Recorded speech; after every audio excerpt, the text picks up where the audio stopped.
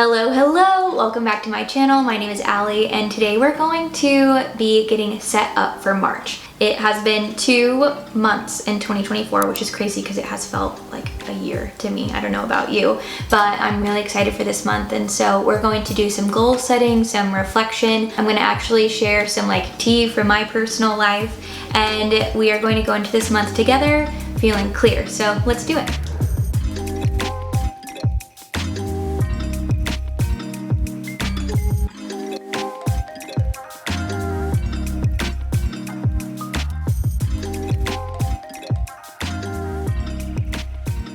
There's a lot that happens in March. I don't know if you've ever realized this or felt it, but I feel like people kind of wake up in January, and then in February, that's when everyone's like, okay, it's New Year, we've got to go. And then things start to kind of avalanche this month. It's really, really exciting. It can also be whoa, in moments, right? So I just want you to know, we're going to get you grounded. We're going to set some goals together, like I said, and you just need to keep top of mind as everyone wakes up this month that you are exactly where you're supposed to be, and that you have clarity, and that progress is fun. It doesn't have to be a burden. It is fun to grow. It's fun to have new things to steward, and I just want you to think that way, because again, this is when 2024 gets real. So we're going to start first with goal setting, and I want to ask you some questions. So grab a piece of paper, your iPad, however you plan, and I want you to record answers. Make sure that you just pause between the questions in the video to give yourself the time that you need,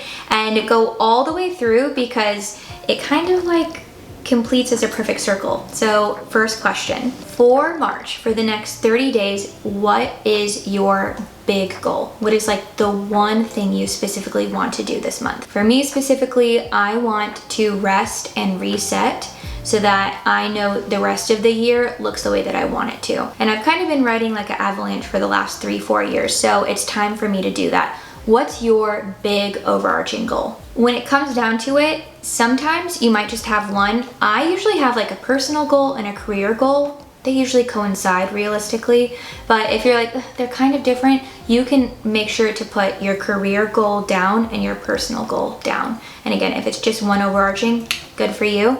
But again, take the clarity where you need it. Once you've gotten that down, I want you to think about why you want to do that. Why does it matter? Why is that a goal? Really sit and think through that. There's no shame if you're I have no idea why. Or if you know why and you're it's just because of this specific thing and I don't know, make sure you feel grounded with it. That's the reason I ask it. Just have an answer. Be able to say, hey, this is what I want. I don't have shame around that. I want to be able to get a promotion because I want to make more money. I want to rest more so that I can create something new. I want to go do this cool thing in Africa because I've been dreaming about it my whole life. But being able to kind of have a why behind a goal grounds it in a beautiful way. So get clear on that and write that down for either your big goal or your career and your personal. Once you have your goals clear and down, then we're going to talk about who you are helping. So something that I love that I read in a book by a woman named Jess Conley is, who are you broken for, right?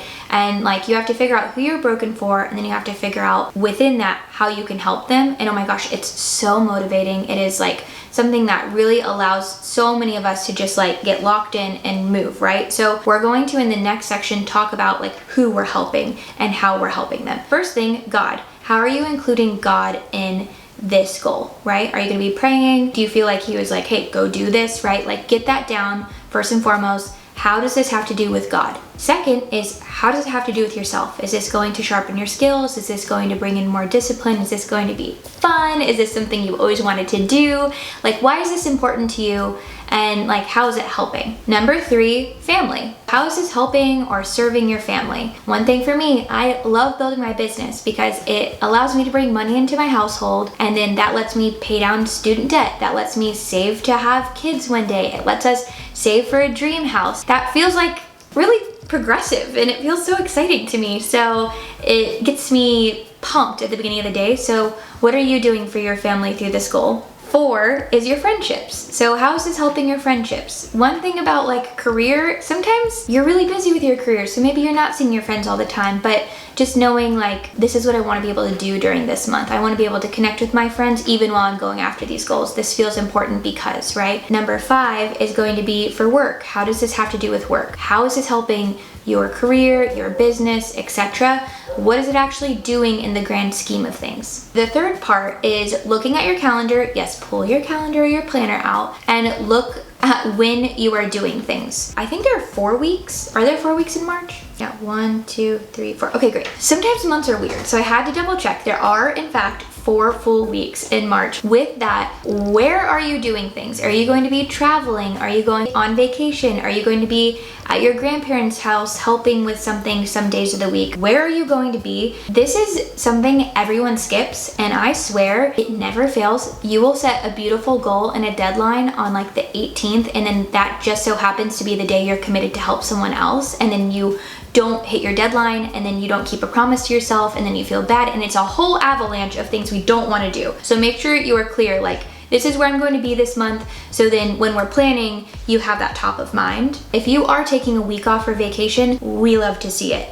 Maybe not counting your goals and like the progress that week is going to be better, because realistically, you are not gonna take your laptop out of your backpack. Let's just keep it honest here. Make sure that you are working with what you have, and do not take any shame for being with other people, showing up for other people, taking time off ever, but we have to work around those things. Next, what are the things you actually have to accomplish to do this goal? Making a list of, if you wanna get a website live, then you need to write copy, you need to have new photos taken, maybe you need to do a video for one of the landing pages. Make sure that you just take your main goals down and then allow yourself to like write down the different pieces and parts of that goal, so that you can really be realistic about what needs to get done and have an accurate to-do list. So once we have that to-do list, what I want you to do is write each thing that you need to do into the sequence of the next 4 weeks. Realistically, like the first things first, give yourself space on the days that you are working and you are making progress toward these goals. Give yourself space and time in your calendar where it's like, I need to have a brand photo shoot, if we're extending that metaphor that I used earlier. If you need to do that, put it in your calendar, girl. Go in there and put 2 hours, right? If you need to find a photographer before you can even schedule that, put that first, right? Think about what each action needs and then integrate it in your calendar and account for time. It's gonna feel so good. You're gonna be able to scroll through your calendar for the next 4 weeks and know what is necessary of you, and know that realistically it can't be taken or snapped up by other things that are demanding you that may just be a little bit more organized than you are at this time. That happens all the time. I swear, you are more capable than you could ever realize, but the world has demands and the world asks things of us, and if we don't prioritize your things first, they don't become the first thing. And when we become the last thing on the to-do list, it's really hard to actually build our dream. If that is something that you've ever experienced, I experienced it too, but this process is going to get you set up for so much success and movement this month. And I'm so excited. I told you that I have had like an avalanche of a few years of just like working through things, building businesses, taking time to think. I got married, I moved from California to North Carolina. There have just been so many things, and it's been really great, but I am feeling like the Lord is telling me to relax and reflect and give myself some space to just figure out where He's calling me to next. Nothing is closing down, no businesses are like being burnt, you know, everything's good, but I need space to listen. And so I just want to say that because I needed someone who was ahead of me years ago to be open and honest about the fact that like she went through seasons like that too. You can't always be on. That's not the point. There are spring and summer seasons, and they're so fun, but there are also winter seasons, and there's so much that happens under the soil during winter that we are unaware of, and that is the truth for your life too. There are just seasons where you need to process. There are seasons where you need to reflect and think back, and so I want you to know that whether this is game time and you are so excited for March, or your goals are really just to like hit the marks that are necessary and rest more, I'm right here with you. I love both seasons. You can love both seasons too. Both are equally important. The mountaintops and the valleys are possible for both to even have value. I know that goals look different seasonally and there's purpose to that, right? So give yourself space to really reflect and soak in what you're doing right now. And again, just have permission to rest, have permission to step back, and know that this is a beautiful time to do it. March is when everything starts, like I said at the beginning of this video. I love this time. This is like game time for 2024. And the game doesn't always have to be hustling. So hear me when I say that. I can't believe that I am like saying no to so much and really like quieting my life, but every single day I'm going to be taking at least 4 hours to read the Bible, to pray, to read books from people that I look up to really deeply, to be poured into by mentors, to talk to my therapist, to have conversations with my husband, to look through finances, literally to look at all the things internally, spiritually, externally in my life, just because I want to take inventory. And I am so excited. And these are things in the past, you guys, that I kind of wanted to ignore. I just wanted to do. I didn't want to have to like look at the wake of what I've created. And I realized that that was keeping me from so much. And so can't wait to share on the other side how I feel and where I am. You have tools in your toolbox to create change. And sometimes it's easy in busyness to forget that, or in boredom.